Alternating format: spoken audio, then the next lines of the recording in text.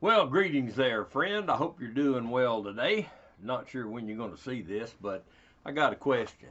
Has anybody seen spring? I mean, it's supposed to be springtime. It got warm outside, now it's freezing cold. At least the day that I'm doing this, it's cold out there. It's down to almost freezing last night. And, I used to like the cold weather. I used to enjoy being out in the cold and getting out in the cold. It didn't bother me, but it bothers me now. The old bones and the old joints just sort of creak around when it's cold. Snap, crackle, and pop, all that good stuff. But I hope you're doing good. We're going through the book of James. I'm Steve from out at the Pleasant Baptist Church out at Killingsworth Cove Road out in Gurley. And we're about to finish up the book of James. I think we got maybe two more messages as we finish up James chapter 5. And got Easter coming up, and then we got a Friend Day coming up on the 27th. And so anyway, I'm going to talk to you this morning, or whenever you see this, but about James chapter 5, verse 1 down through verse 3. And I want to ask you a question. Is your pocketbook converted? James chapter 5, verse 1. Go to now, ye rich men, weep and howl for your miseries that shall come upon you. Your riches are corrupted, and your garments are moth-eaten. Your gold and silver is cankered, and the rust of them shall be a witness against you, and shall eat your flesh as if it were fire. Ye have heaped treasure together for the last days. Now, we live in a sexual society, but we also live in a money society. And money, people want money. Money can buy happiness. You've seen the T-shirt that says, "Don't tell me money can't buy happiness. Let me find out for myself." Well, sad fact is, you're gonna find out it don't bring happiness. But we're caught up in covetousness, and that's a little later on in the message. But think about something for a minute. We're going to see, and I'll give you the verse. I think it's in Colossians here in a little while, but it says covetousness is idolatry. And so, if you one of the 10 Commandments, thou shalt not covet, that's wanting something you don't have and wanting something you don't need frivolously. But if covetousness is idolatry, then television commercials are geared to make you covet. And what are the most expensive television commercials? If you were an advertiser, what would that be? During the Super Bowl. Why? Because everybody's watching the Super Bowl. That's when you have the largest, percentage of people watching the Super Bowl, except during the halftime show, which is ridiculous. It's been ridiculous, but anyway, don't get me started on that. But what we do, and I've been guilty of it, not like some folks. We go to yard sales. Regina and I we like to go to yard sales. We like to go to flea markets, and we can buy clothes at a yard sale. I got a lot of stuff to buy at a yard sale, and nobody knows where you got that. But I know people that will not buy anything at a yard sale, and especially not something to wear. They don't even. It doesn't matter if it's like new. It could be brand new, still in the package. They ain't gonna buy it at a yard sale. Well, that's where you get the best deals. People got stuff, and one man's trash is another man's treasure. That's why I just pick it up off the side of the road. But I mean, look, nobody knows where you got that. You got them designer jeans or whatever they are. And you ought not worry about it anyway. As long as it's decent and it fits, hey, man, wear the thing. But we're guilty of buying things we don't need with money we don't have to impress people we don't like. And it's true. We do it, and we do it all the time. The Bible says the love of money is the root of all evil. Money's not wrong, it's the love of money. And we'll go there again in a few minutes. In Ecclesiastes chapter 5 and verse number 10, it says, "He that loveth silver shall not be satisfied with silver, nor he that loveth abundance with the increase that is also vanity." In other words, there's no satisfying the flesh. you're never going to have enough. You're never going to, you're never going to do enough. You're never going to enjoy enough. You're never going to feel good enough. It's always going to be something. There's no satisfying the flesh. But most people, and sadly many of God's people, are still trying to satisfy the desires of their heart with the things of the flesh. It don't work.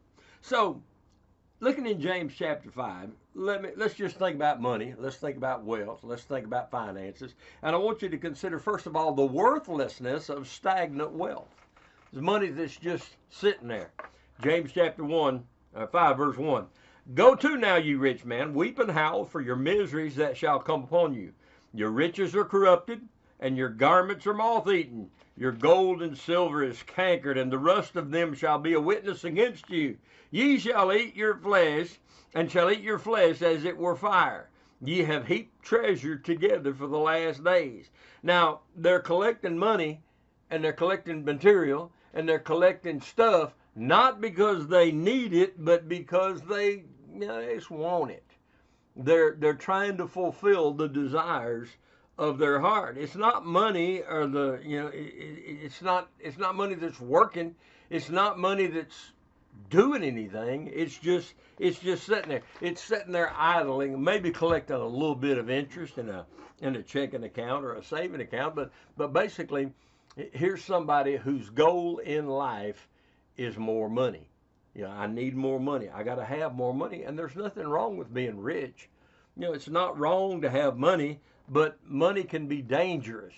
I think it's in one of the parables where it talks about the sower went forth to sow, and the seed and one of the grounds fell on rocky soil or thorny soil. I think it was the thorny soil, where it sprang up, but the cares of the world and the deceitfulness of riches choked the word, and it became unfruitful.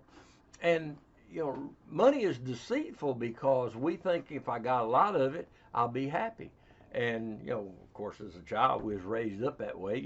Get you an allowance, or somebody give you some money for your birthday or whatever, and you begin to equate happiness with money. But you got to come a time where you divorce those two. Money does not bring happiness. And it's not wrong. Again, it's not wrong to be rich. It's not wrong to have money as long as money doesn't have you. And God will give you the desires of your heart, and He'll give you freely, richly, all things to enjoy. Just keep it in its right place. It's the love of money that's the root of all evil. You don't have to be rich to be covetous, and just because you're rich doesn't mean you're covetous. There's some people that follow biblical principles, and God blesses them. But 1 Timothy chapter 6, verse 10 says, For the love of money is the root of all evil, which while some coveted after, they have erred from the faith and pierced themselves through with many sorrows. It's the love of money that's the root of all evil. It's the love of it, because if money is your goal, then your priorities are all out of whack. Ecclesiastes 5:10 again says, He that loveth silver shall not be satisfied with silver. If you're seeking money, you're never going to get enough. If you're seeking the things of this world, and you're trying to get more and more and have more and more and eventually be satisfied, it's never going to happen, because you got your priorities out of whack. Haggai chapter 1, verse 5 and 6 says, Now therefore thus saith the Lord of hosts, Consider your ways. Ye have sown much and bring in little. Ye eat, but have not enough. Ye drink, but you're not filled with drink. Ye clothe you, but there is none warm. And he that earneth wages to put it in a hole, in a bag with holes. Isn't that true? We work and we work and we work and we get paid, and before you know it, the money's gone, and it's like a bag, like he says there, a bag with holes. It's a constant trying to fulfill, and what happens is, it's you're at a certain wage level. and so you get your life going where that's good. You got that, and you got that, and you got money coming in, money going out. You got it all. It's balanced out good. And maybe there's trouble that comes in every once in a while. You have to spend a little extra, maybe borrow something on credit or whatever to get your car fixed or whatever it might be. But you pretty much got it worked out, and then you get a raise, you get a promotion. So instead of having instead of staying at that level of spending, you want to step it up a bit. Now you want to buy a bigger car and a bigger house and a bigger boat and all that kind of stuff. And so, now you're at a little higher level and you got more stuff. And then, later on, years later, a few years later, months, whenever, you get a little higher and and every time you make a step up of income, you always make a step up of outgo. And you're not careful, you're going to overdo it one of these days. And, recession's going to come or trouble's going to come. A Democrat in the White House. Oh, did I say that out loud? Something's going to happen. And it's going to, it's going to knock you down a notch or two. Matthew chapter 6, verse 24 says, "No man can serve two masters, for he will hate the one and love the other, or else he will hold to the one and despise the other. You cannot serve God and mammon." You can't serve God and money. You can't do it. You say, "Oh, I can do it." You can't do it. God said you can't do it. That's why a money lover, they're all caught up in things, and things just don't matter. Things, but you got to learn that. And you may have to learn it by faith. You may have to learn it. Job learned that God was what really mattered. Job had to learn that God was enough. Job was a rich man. Job was a righteous man. Let's see here. Let me write something down here.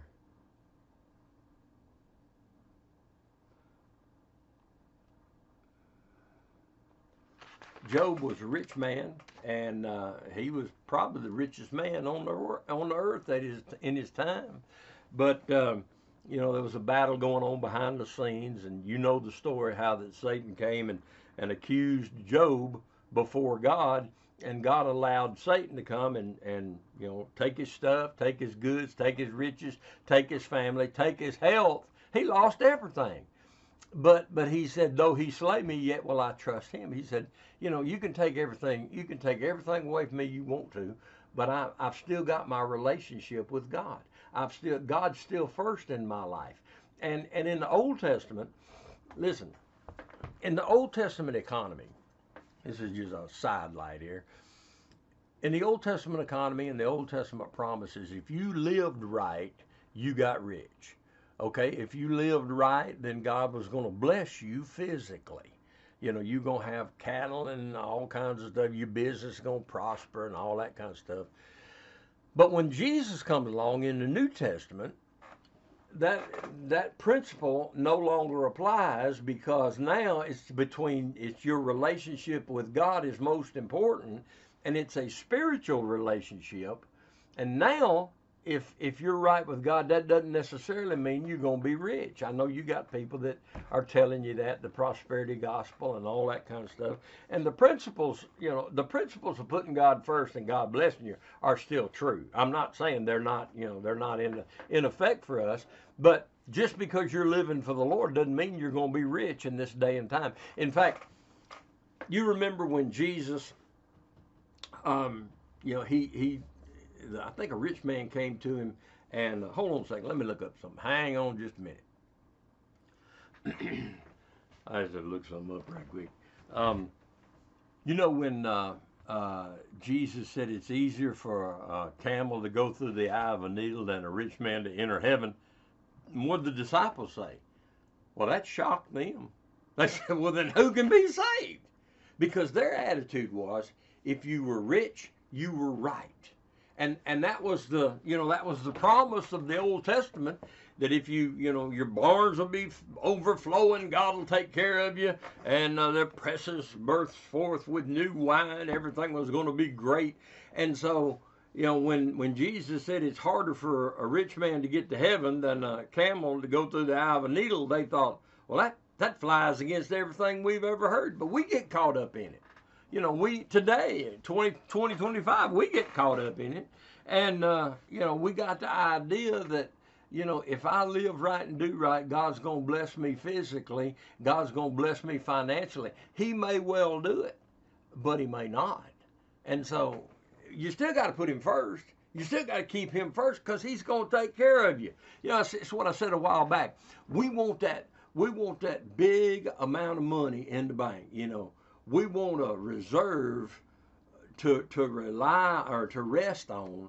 We want that reserve. We want to win the lottery. We want to have all that money so we don't have to work. We don't have to worry. We don't want to have to work and we don't want to have to worry. So we want a big pile of money in the bank. When in reality, we don't need a reserve to rest on. We need a resource to rely on, and that's the Lord. And so, I don't have to worry because I'm trusting Him.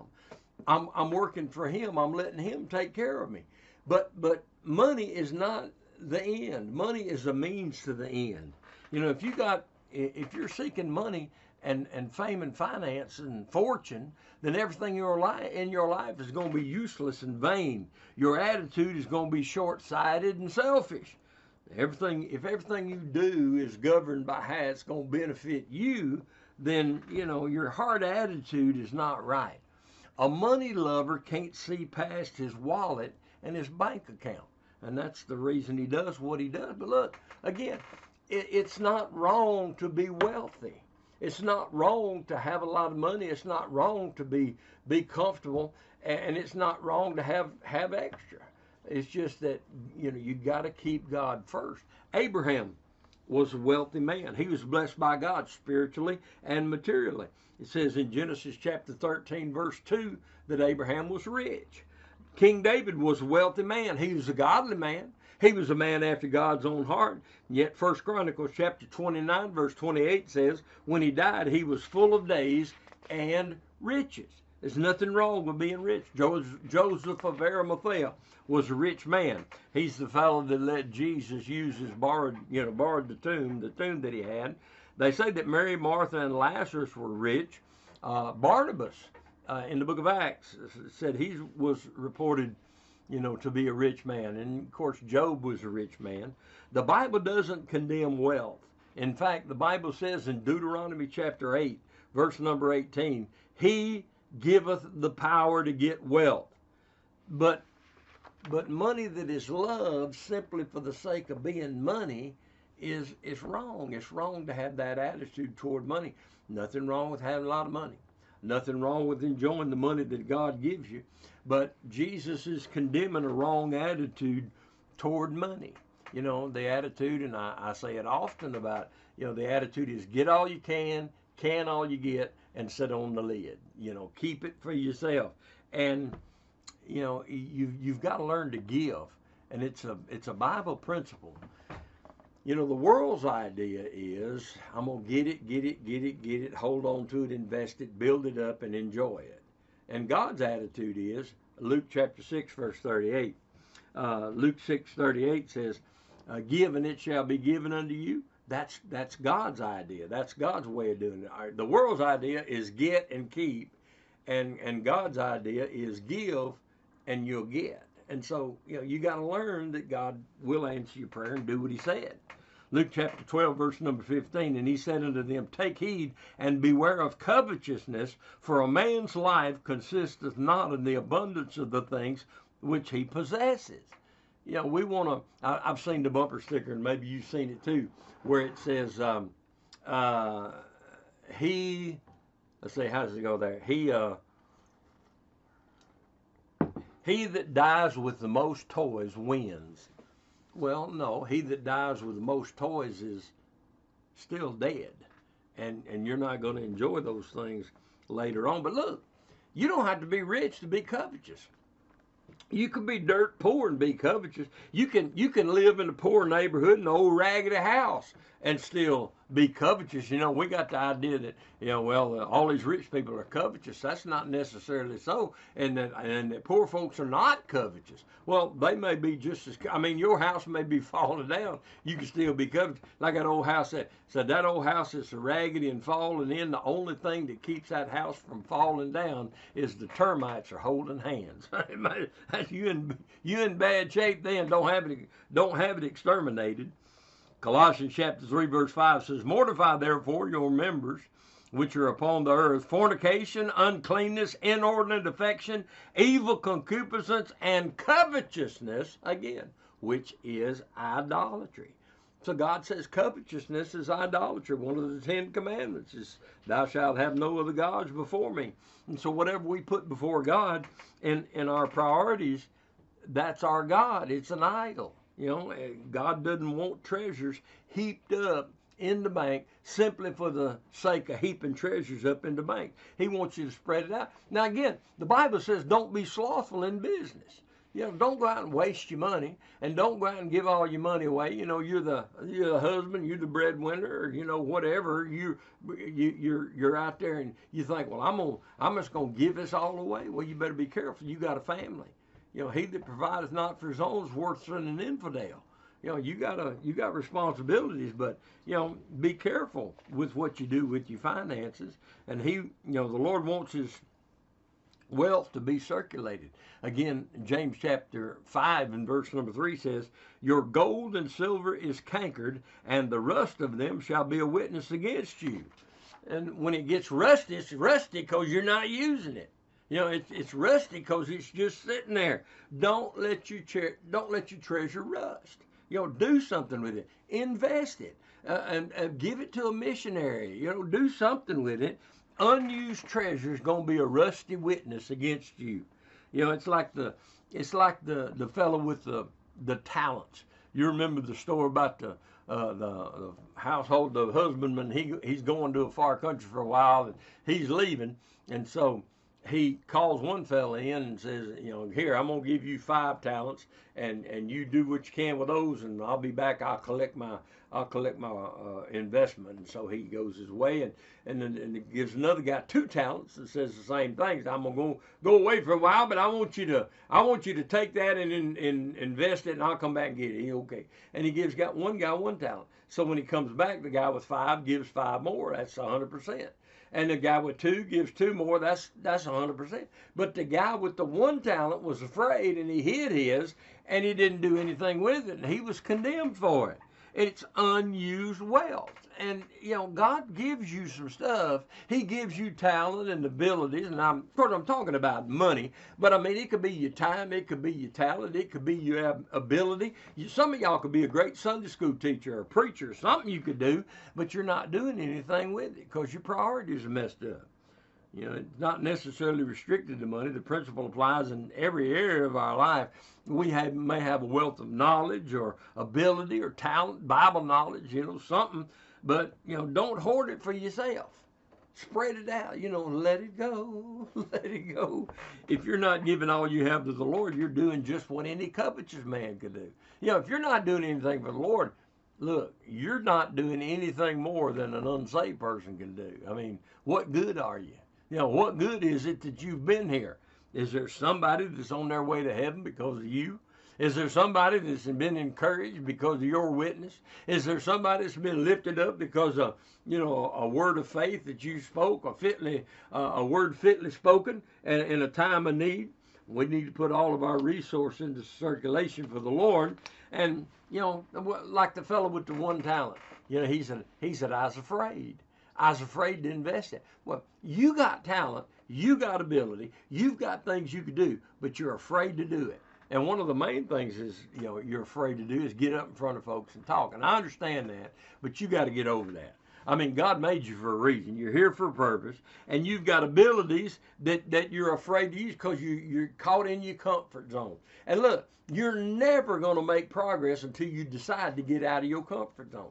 You got this, you got think about everything you got. Think about everything you got and all the things you possess, and draw a circle around that. That's all. That's my comfort zone right there. And you're never going to make progress. You're never going to go forward. You're never going to reach anybody else till you get out of that comfort zone. Get out of that. Get out of the. I like being in the comfort zone.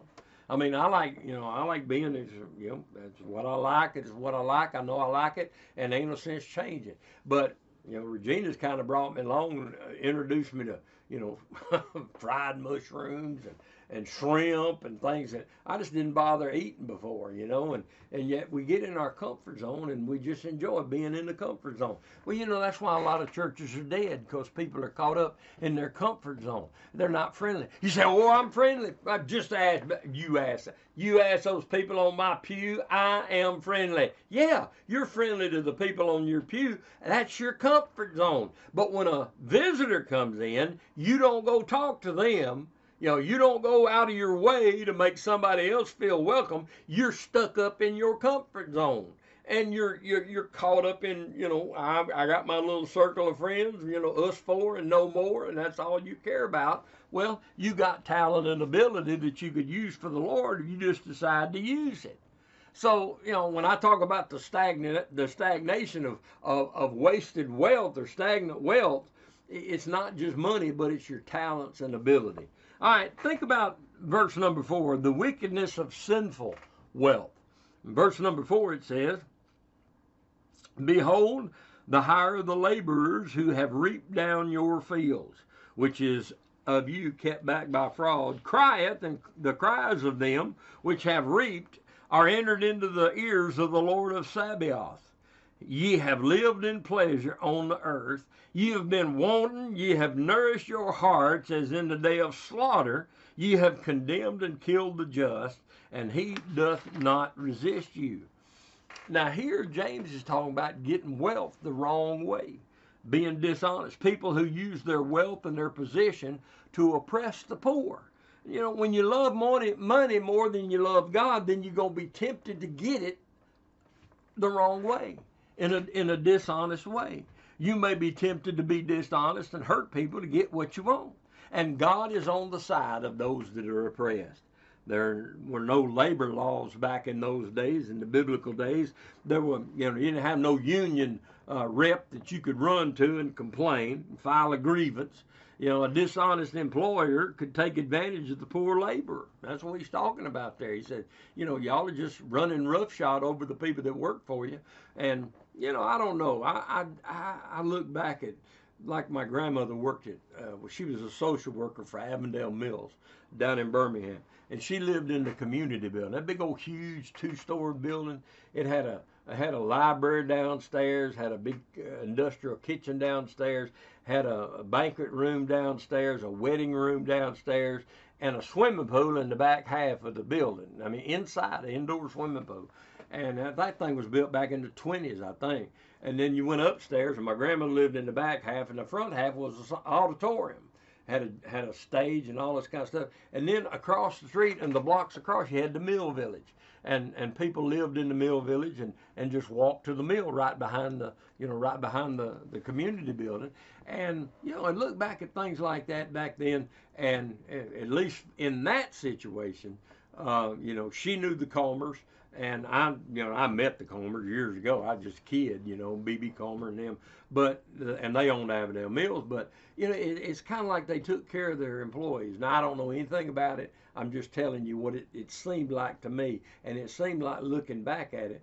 And, an employer, I was talking to a guy a couple of weeks ago, and it was on a Wednesday night. We were talking about his employer, and he just told what a great guy he worked for. He was telling me what a great guy. He said one of the guys in our company got sick, and the boss was trying to figure out how to raise money to help this guy, and it was kind of a family situation.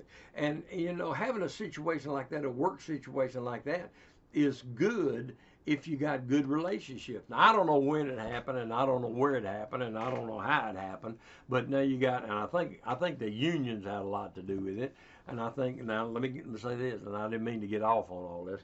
I think the unions, for the most part, They were good. They did good things. They got right. It's good to have them.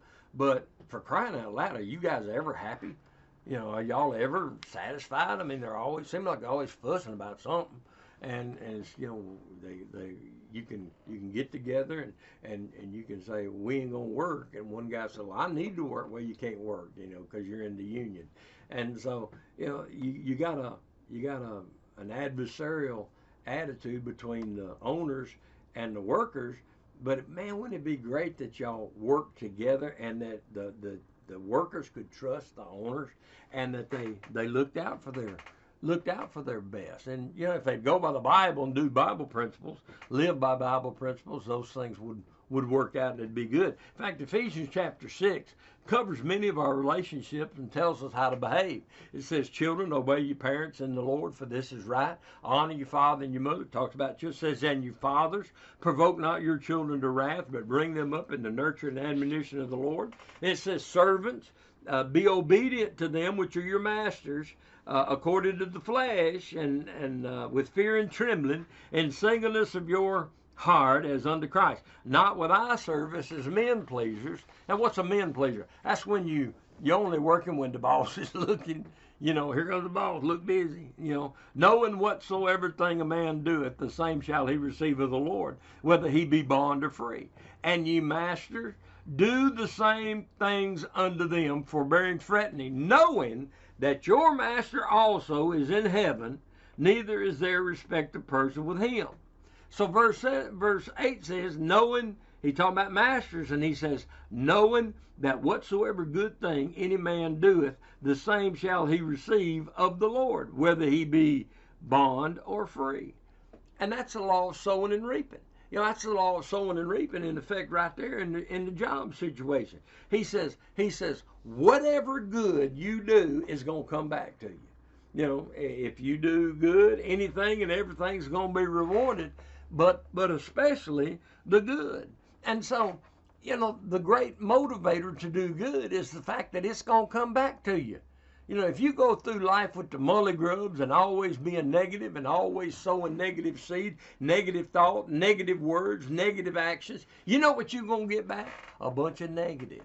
But if you go through life sowing positive, well, again, it goes back to that verse in Luke chapter 6, verse 38. It says, give and it shall be given unto you, good measure, pressed down, shaken together, running over, shall men give unto your bosom. In other words, if you will live a giving life, God is going to work your situation out to where you get stuff. God is going to work your situation out to where you get a blessing. And God's going to work it out where men give to you. And that means your circumstances. It's not going to be just pennies from heaven or dollars from heaven, but whatsoever you give to the Lord, he blesses it and gives it back to you abundantly. He's going to take care of you. Man, I can look back at my life and I see how that God take such good care of me. I surrendered to preaching and went off and lived down in Columbiana for several months before I went off to college. And I got a job at a plant that had just started up, and it was a mine anchor bolt plant. And we made mine anchor bolts for the mines, mostly over in Walker County. But and I hired in. I went to the employment office in Columbiana, and or Calera. Calera, and they sent me to this place called Stratabolt. And I went to Stratabolt up in Pelham, and I got hired in. And I got hired in there, and my job was to pack mine anchor bolts. Now, I left a great job making a great bunch of money to a job packing mine anchor bolts. And it was a step down, but that's what I needed to do to follow the Lord. And so all day long, I'd take these mine anchor bolts, depending on how long they were, and I had this little machine, this little motor with a rubber end on it that would run, and I'd take the bolt, and I'd take an anchor, and I'd stick the anchor on there and hit it, it'd run it onto the bolt. And then I'd pack them, I forget, 6 to a bundle, and then had a big old bundle. Well, I did that, did my job for weeks, and the boss was a good old fella. He was a smart fella. He'd started the business. In fact, he'd invented these mine anchor bolts. And he'd come around and we talked some. He'd come back and talk to you and talk to the different ones. Long story short, he moved me up to the different machines and I made progress. I ran every machine in the plant. And then I ended up being the quality control inspector for the whole plant. And I'd been there 3 months and I had an office up front. And I had an office up front, and we were talking about the future and talking about, how I was going to do this and do that. And he just took me under his wing. I mean, he really kind of adopted me as a son. He was very good to me. And I'll never forget, I had to come to the choice. What am I going to do? Because God called me to preach. And I'm supposed to go off to school somewhere, or go to school somewhere, and I could have taken something local there. I could have, in fact, I started trying to do the Liberty Home Bible Institute, and I could have done that and stayed there and made good money and stayed in that job, but the Lord led me to Indiana, and I went up to Indiana and right outside Chicago, and, I went up there for several years. And I still remember it. I think it kind of made, I don't know if it made him mad as much as it hurt him, that I went in to tell him I was leaving. And he'd been good to me. He blessed me, and the Lord blessed me, and he'd been good to me. And so, I gave him a notice, and then I left and moved off. But, the funny thing about that, I went off to college. And I stayed gone for 4 or 5 years. I crammed 4 years of college into 5.5. And so, when I came back and I finally was able to stop by the plant there one day, it's probably 5 or 6 years after I'd left. And I went in there and just bopped in there. And they'd grown. The plant had grown, had new facilities there in front, and had the thing running, everything going great. I walked in there, didn't know anybody in there because it'd been years since I left. And I asked them, I said, is Roger around, Roger Hanson? And they said, Roger Hanson is dead. Roger Hanson got killed in a plane crash at the Birmingham airport a year or so ago. And I thought, man, he was in the company plane. And that was the plane that he and I had talked about getting. And that was the plane that he and I had talked about traveling around to go to the different places and conventions and different things where he was advertising and selling these new type of anchor bolts. And I look back and I think, if I hadn't have gone on for the Lord, I may have been on that plane with him. And I think he was piloting the plane and it crashed on takeoff. But if the Lord calls you and you've got something to do for the Lord, and everybody does, everybody's got something we can do for the Lord. You need to do it. Get busy for the Lord. But you've got to give in order to get. Quit trying to take it all.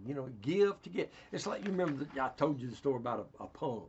You're hiking through the mountains and you come up on this little cabin and you're out of water and you're so tired and you're wore out, and you get in there and you come in that little old cabin and it's through the dim light you can see there's an old pump back there, one old timey pump back there. And so you go back there to the pump and there's a jar, there's a quart jar with a lid on it, full of the cleanest, purest water you've ever seen. Now, you can take that lid off of that jar and you can drink that water, and that'll satisfy you for a little while. Or you can take that water and prime the pump, and then you get all the water you want. Well, that's how it is with money. That's how it is with time. That's how it is with talent. If you give some to the Lord, you're priming the pump so that he can bless you. And he will bless you. But you got to put the water in the system to get it to work. And whatever you invest in God's system, he's going to give it back to you. He's going to bless you with it. You remember the story of the feeding of the 5,000? you know, and the story of the loaves and fishes. I said that was my favorite story because that's all I do is loaves and fishes. But the little boy, you know, there's 5,000 plus people out there, and you know, and I think Philip's like, yeah, what are we gonna do? How are we gonna feed? How are we gonna feed this crowd? Peter, Philip, one of them, and he said, you know, 200 pennyworth is not enough to feed this crowd. And Andrew, I think it is, said, you know, there's a lad here. There's a little old fella here. He's got a sack lunch. He's got 5 loaves and 2 small fishes. But what are they among so many? And so, you know, the Lord says, well, bring here. And so he gets the food, and he blesses the food, and then he gives it to the disciples, and they pass the food out, and they feed over 5,000 people with 5 loaves and 2 small fishes.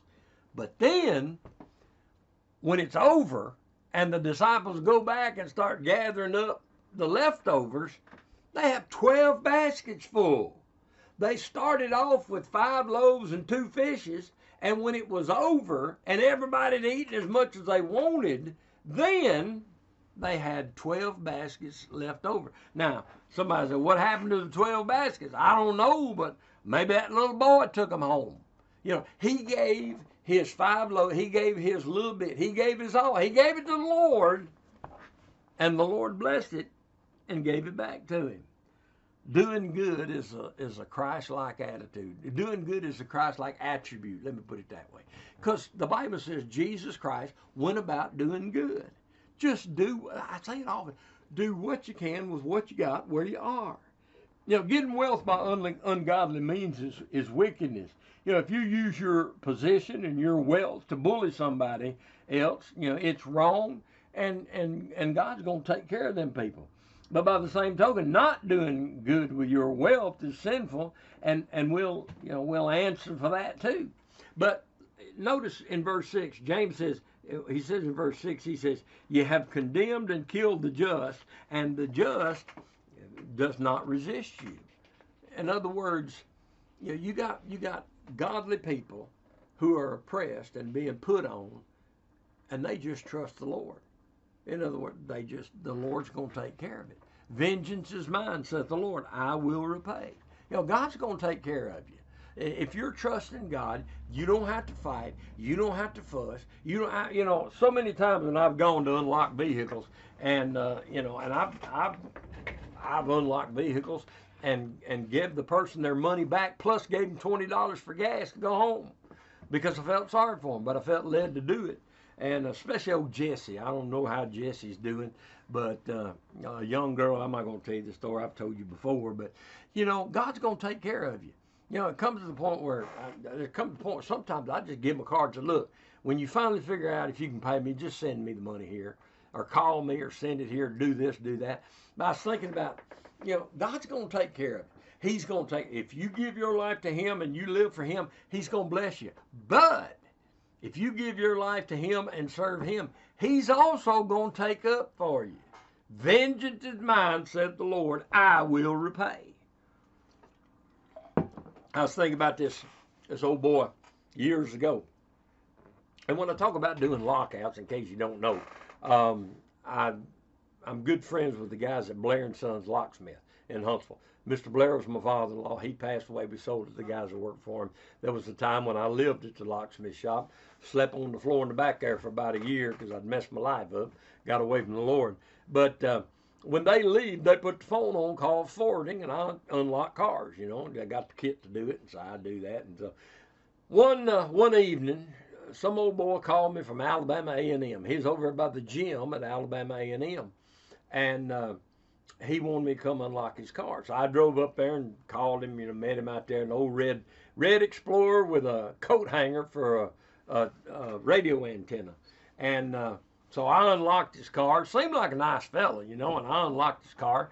And then I said, that'd be probably $50 then, maybe 60, I don't know. It's 60 now. But he said, I got to run to the dorm and get the money. I'll be right back. Well, what could I do? You know, I was like, oh, no, you can't go. You know, you got to go, which I should have done that. But he said, I'll be right back. So he jumped in the car and left. And I waited. And I waited. And I waited. and he never showed up. I went over to the guard shack where they keep you from going up to the dorms, and I told the fellow what happened. He got mad. He said, "Get in this car. We'll go find him." I got in the police car, and we drove around the campus. We never did find that fellow. And I've thought, and that's been years ago, but, you know, I thought, if I ever see that fellow, if I ever see that car, I mean, I'd know the car. I mean, it's a Clab mobile, you know, and it had a coat hanger for a radio antenna. I said, I'll put super glue in his locks. That'll teach him. That'll show him how the cow ate the cabbage. And you know, but, you know, what do? It's no big deal. I mean, yeah, he ripped me off, and he lied, and he, you know, theft by deception, whatever you want to call it. The Lord's going to take care of it. You know, vengeance is mine, said the Lord. I will repay. The bad thing about that is, you know, I wish I was there to see it. You know, I know the Lord's going to take care of it, and I know that the Lord will handle it better than I can, but I sure would like to see it. You know, I want to see him. I want to see him frustrated. I want to see him on the side of the road broke down. I want to see it when he thinks, you know, I wonder if I'm having these trouble because I've been dishonest with that super nice repo man that came and unlocked my car. But, you know, I'm not going to let you walk all over my family or run over the church or run somebody down, but, you know, the Lord's going to take care of me. And I think a lot of times we have the wrong attitude about what's good and what's valuable and what's important. I heard this story, and I don't know whether it's true or not, but I read a story about a golfer named, I better put my glasses on, I got to read some of this, but his name was Roberto Di Vincenzo, and he was a golfer from Argentina, and he once won the Masters golf tournament at Augusta, the Masters tournament, this years ago, but he was denied because he had made a mistake on his scorecard. He wrote the wrong number down, and he had the lowest score at the end of 4 days, but his playing partner, who had kept score with him, and I guess it was his partner who had written down the wrong number, and he was disqualified because of the mistake. Well, he didn't blame the partner. He just accepted full responsibility because he said, well, you know, I signed it, and so, you know, but sometime later, and he won a lot of tournaments. He won a lot of golf tournaments. He's a good golfer. But he won a tournament, and after they gave him a check, he spent a lot of time, a great deal of time in the dressing room, was lollygagging around there or something. Anyway, when he was in no particular hurry, but when he went out to the parking lot, when he was leaving, a woman came up to him, and she said she didn't have a job, and her baby was sick at the point of death, and she didn't have any money to pay the hospital or the doctor.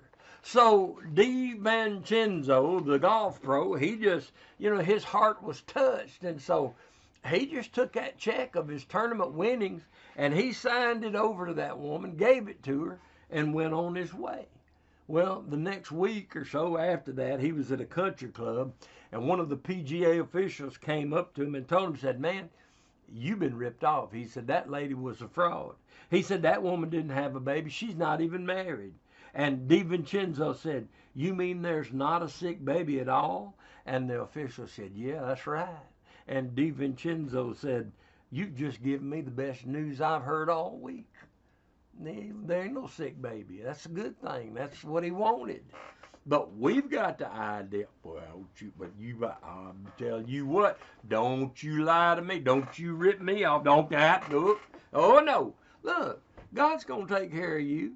He's going to meet your needs. He's going to take care of you. Your problem is you get your britches in a wad because you're trying to take care of yourself. And you're trying to fight your own battles. If you'll fight God's battles, he'll fight your battles. If you'll do what you can for him, he'll do what he can for you. And it's going to be a whole lot better than you ever thought you could do for yourself. Say amen right there. All right, there's the worthlessness of stagnant wealth. There's the wickedness of sinful wealth, and then there's the wantonness of selfish wealth.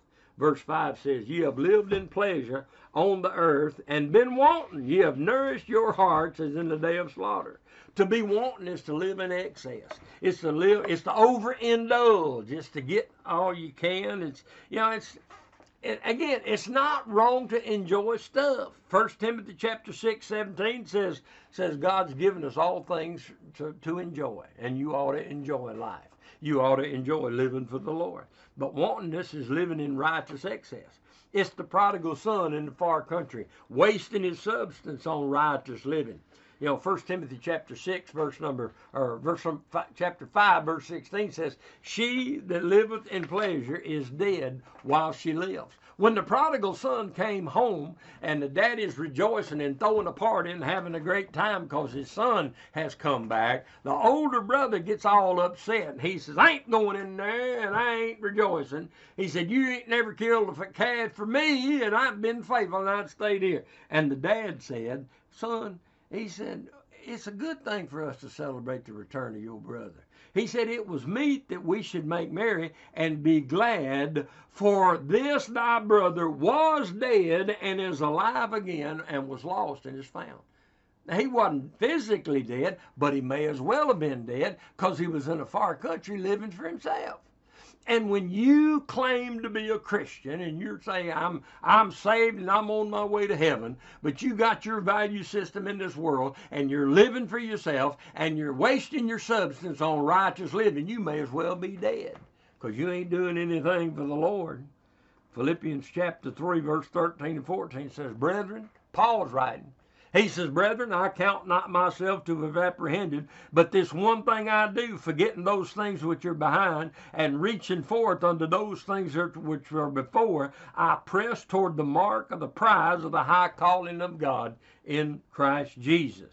Things are not going to last, and they're not going to satisfy, and you're going to waste your life trying to be happy here. You need to put the Lord first.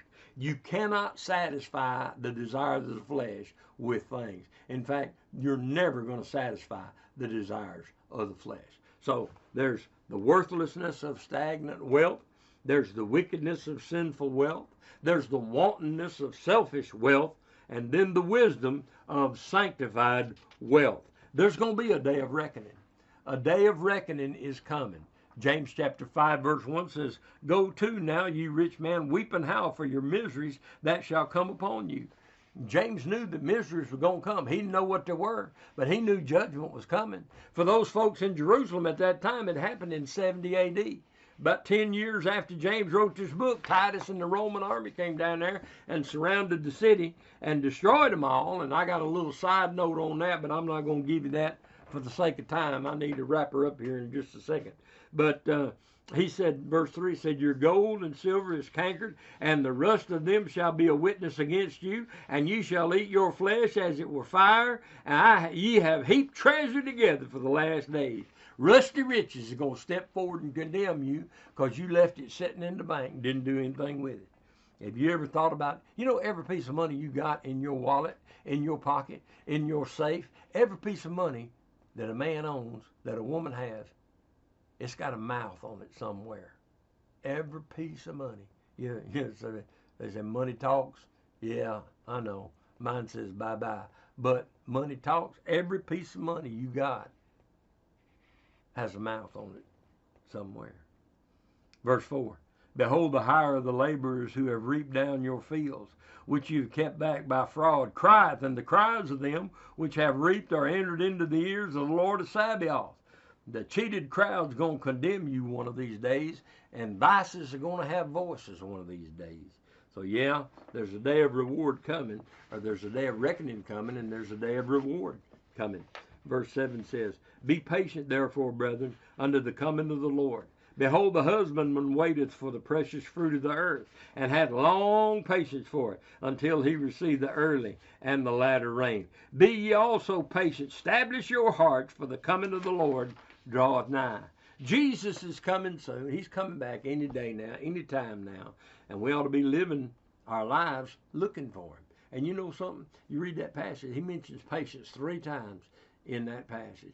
And that's one thing we need more than anything else, is just be patient. Just keep doing the right thing. The farmer, he may have some grain, and that may be all he has. But if he'll invest that grain in a field and be patient, it'll grow, and it'll bring forth a harvest. Plant it, do right, and wait for the harvest. Just just keep doing. Just keep sowing. Just keep doing the right thing. Put God first. Give that little bit of tithe and offering you got. Pray just a little bit. Just it's a feeble prayer. It doesn't matter. Just do what little bit you can. What we invest in the Lord, His work is never lost. It pays to serve Jesus. He said He's coming. He's coming quickly. Just stay faithful. What do they say? You can't take it with you. That's true. But you can send it on ahead. You can send it on ahead. So let me ask you, how's your investments looking? We've had a bad week this week. We've had, with the tariffs and everybody getting all afraid and selling those stock market, and everybody all worried and upset about what's going to happen in the future. I don't know what's going to happen in the future, but I know one thing: God's in control. And if I trust Him, I don't have anything to worry about. I don't have to worry about stock market, up, down, indifferent. It doesn't matter. God is in control. But if we'll invest in things that are in heaven or going to heaven, then we're gonna be blessed. Listen, 1 Corinthians chapter 3, it says, "For other foundation can no man lay than is laid, which is Jesus Christ. If any man build upon this foundation gold, silver, precious stone, wood, hay, stubble." Now, real quickly, those are two things you can build on. You can build on gold, silver, precious stone, wood, hay, stubble. What are gold, silver? Well, what are wood, hay, and stubble? That's dead stuff. That's a dead tree. That's dead grain. That's dead grass. Wood, hay, and stubble. All that stuff, you see that. You can see it. It's on the ground. It's growing up out of the ground, and it's going up from a cursed ground. And so you can invest in things you can see, which is okay. But what is gold, silver, precious stone? Those are things you can't see. Those are things that are underground. Those things are hidden. Those things are secret. And you see, when you learn to live a spiritual life, when the spiritual is more important than the physical, you're sowing the right seed and you're doing the right thing, and you're gonna have rewards for that. It's the gold, silver, precious stone. Those are hidden. Those are underground. Those are secret. Those are the things that you find where it says, "He that dwelleth in the secret place of the Most High shall abide under the shadow of the Almighty." That's the secret place where it says, "Thy Father which seeth in secret shall reward thee openly." When you learn to have, when you learn to have a spiritual life, and that's more important than your physical life, God will take care of your spiritual life, and He'll take care of your physical life. But you got to get your priorities in order. Put Him first. Put the Lord first. Live for Him. Though you carve your name high above the shifting sand, where steadfast rocks defy decay, all you can hold in your cold, dead hands are the things you've given away. It's true. Treasure laid up here is going to be laid down when you die. There are no pockets in a shroud, but you can send it on ahead if you'll live for the Lord. Well, friend, I'm going to stop right there, but I hope it's been a blessing to you. I hope maybe I've helped you with something. If I can help you with anything, let me know. We're out at Pleasant Mountain Baptist Church, Killingsworth Cove Road, 707 Killingsworth Cove Road, out in Gurley.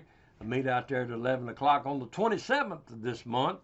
We'll meet at 10:30. We're having a friend day, and I'd like to invite you to come out. Come on out there and visit with us. We'll feed you. Got barbecue and home cooking. Oh, it's going to be good. Listen, neighbor, if I can help you with anything, let me know. God bless you. Have a great day. Have a great rest of the week. And come see us again. If I can help you with anything, let me know. God bless you, neighbor, and goodbye.